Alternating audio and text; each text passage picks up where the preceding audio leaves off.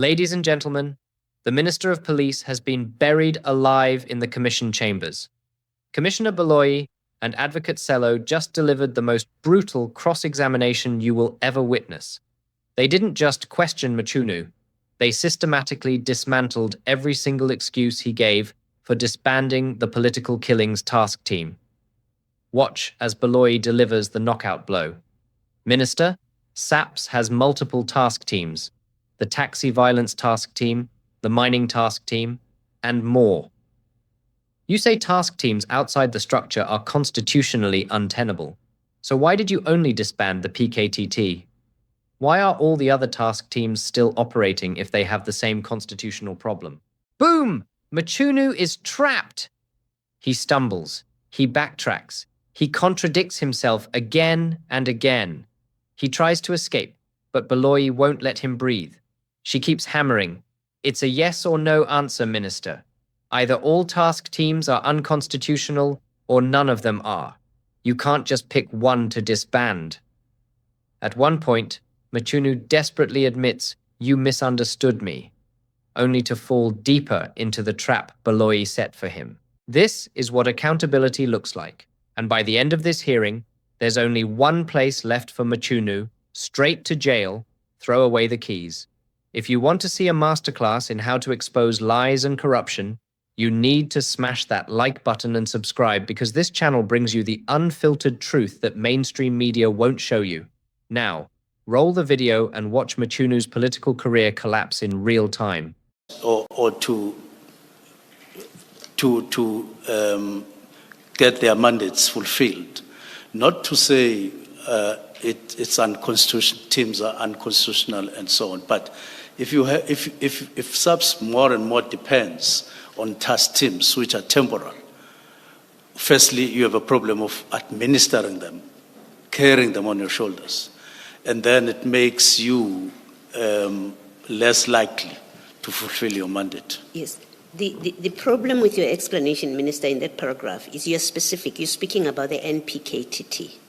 You speak about the NPKTT, and then you say the continuation of a temporary structure. So in the first sentence, you say, first, SAPS has made clear throughout 24 that NPKTT was an interim structure whose mandate fell squarely within the permanent remit of the murder and robbery unit created by the 2019 work study. So we know from this first part that the second part of that paragraph, where you say the continuation of a temporary task team, you are referring to the NPKTT. Yes. So my question remains, am I incorrectly understanding what you say in this last part of the paragraph?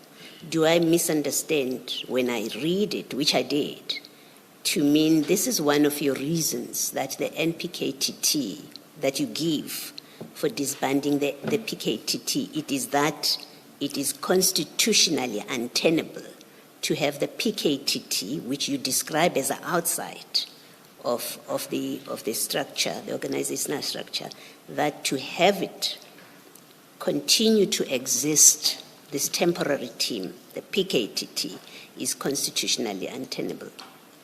In the context of its impact to SAPS to reach out their mandates. Okay. With that answer, then it must mean even the taxi violence task team is constitutionally untenable to continue to have it, given your reasoning about the PKTT.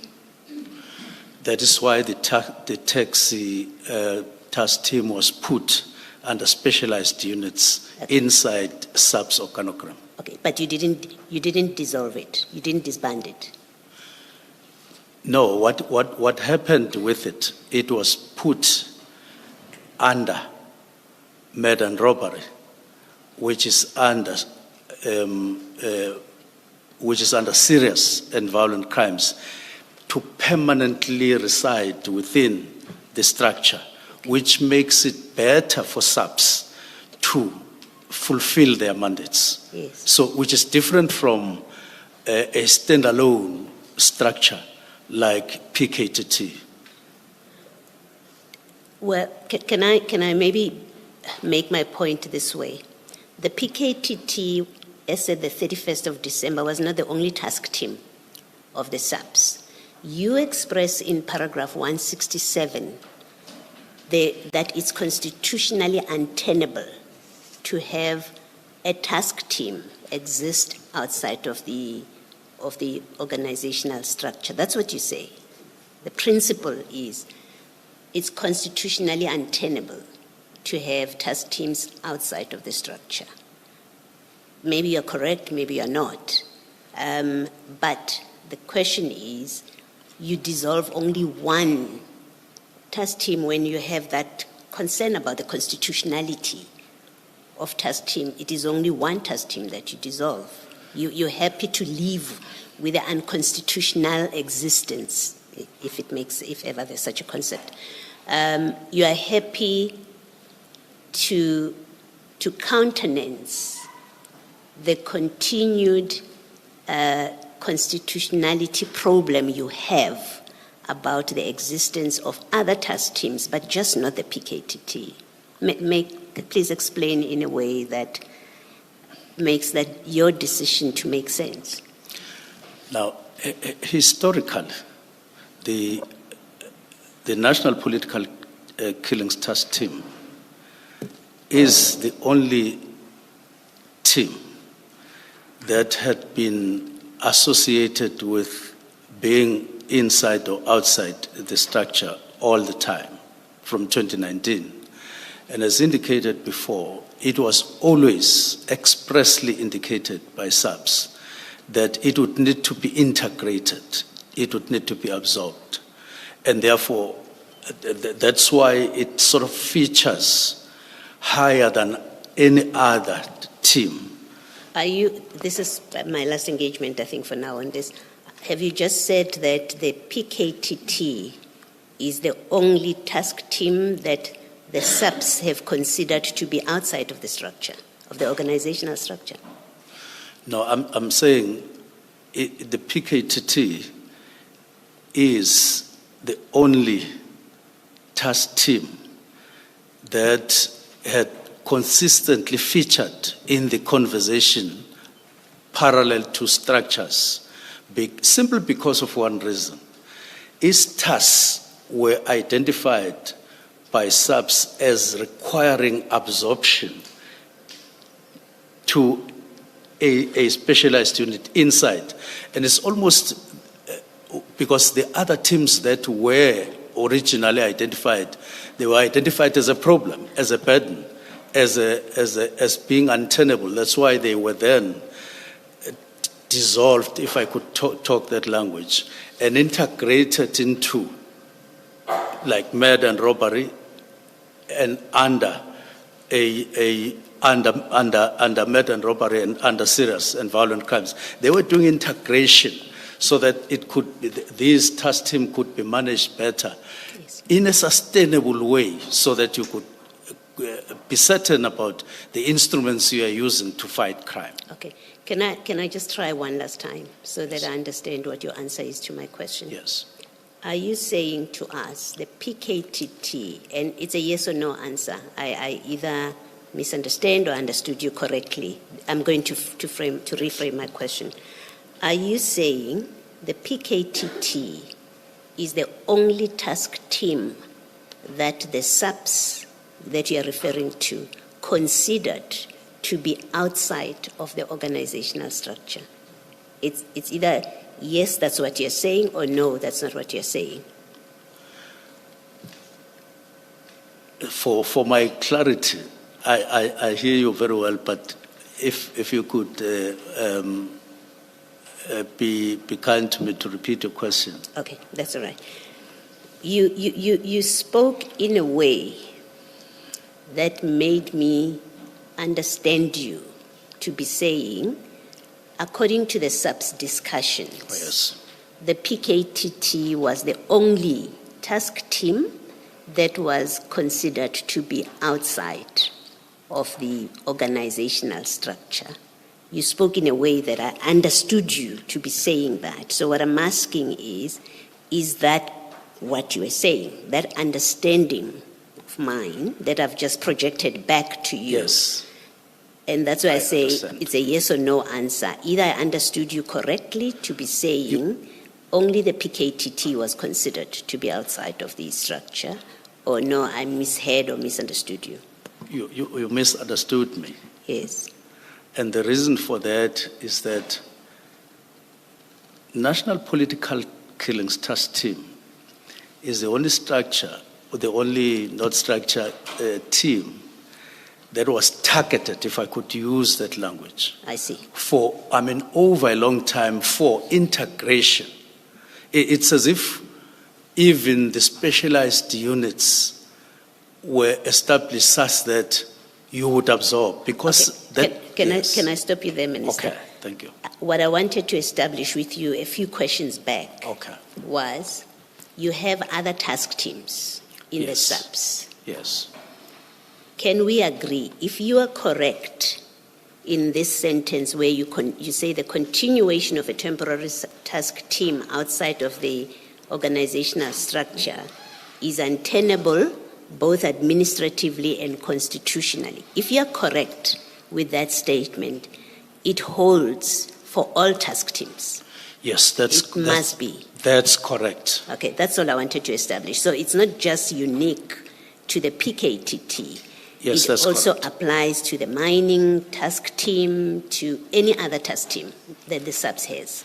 That is correct, Okay. with a proviso that you wouldn't, when there's a need to establish a task team, you would flinch from doing so. You would establish and then disestablish. Okay, But yeah. thank you. Thank you, Minister. Thank you, Minister. Thank you, Commissioner. If I may just follow up on that based on your response. Because at some point I thought I understood, but now I'm not so sure of myself. If the statement is the continuation of a temporary task team outside of SAPS organizational structure had become untenable both administratively and constitutionally, that would mean reference to the existing task teams. Their continuation existence has become untenable administratively and constitutionally. Am I correct thus far? Broadly speaking, yes. So you say, of course, you do attach a caveat there that it does not preclude the establishment in the future of task teams as and when needed to, in response to specific challenges. Yes. So those that would be established in the future would not have the difficulty of being administratively and constitutionally untenable because they are outside the substructure. I'm trying to understand. Granted, we are talking about existing ones. If their existence and operation outside SAPS organizational structure is what renders them constitutionally and administratively untenable, that surely must be a challenge that would afflict any other future task team because they would forever remain outside SAPS organizational structures. Why would it be fine for the future task teams and not for the existing?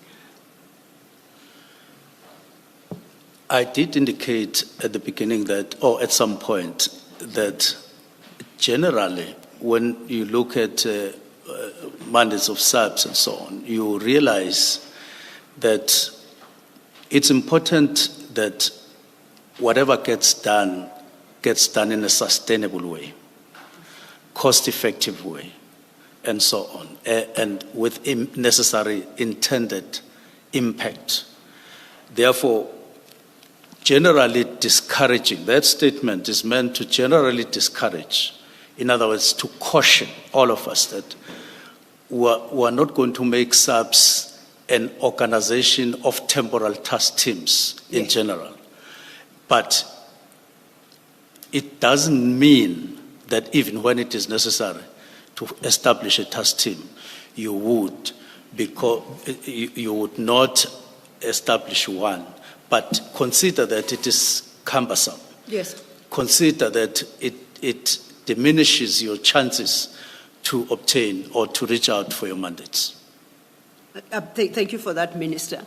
And another thing, once again in response to Commissioner Baloyi, with reference in particular to the PKTT, I understood you to say, and my understanding might be incorrect, and please correct me, that the PKTT, the first time around you said, was always identified for absorption.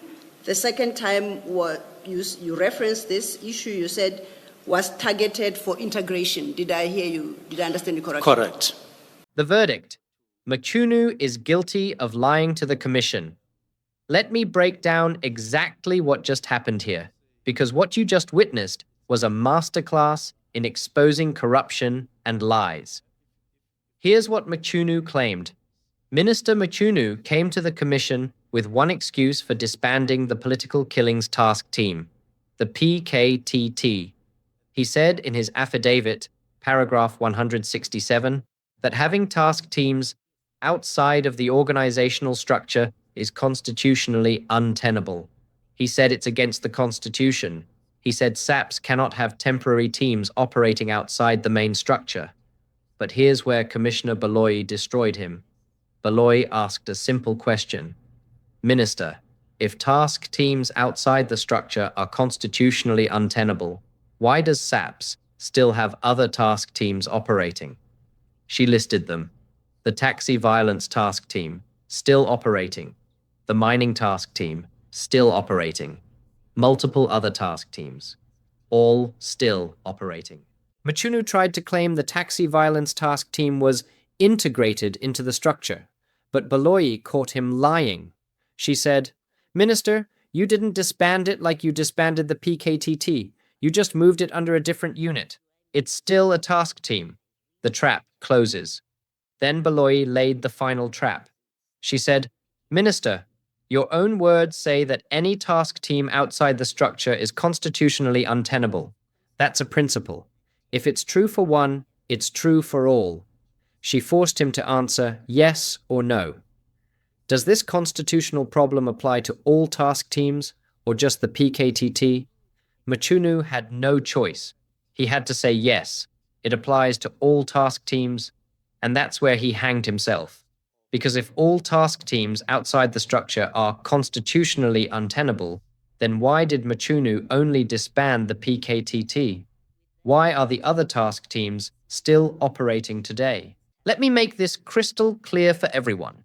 If task teams are unconstitutional, then you must disband all of them, but Mchunu only disbanded one, the PKTT. Therefore, his constitutional excuse is a lie. The real reason, the political killings. Task team was investigating powerful people. They were investigating African National Congress politicians who order hits on their rivals.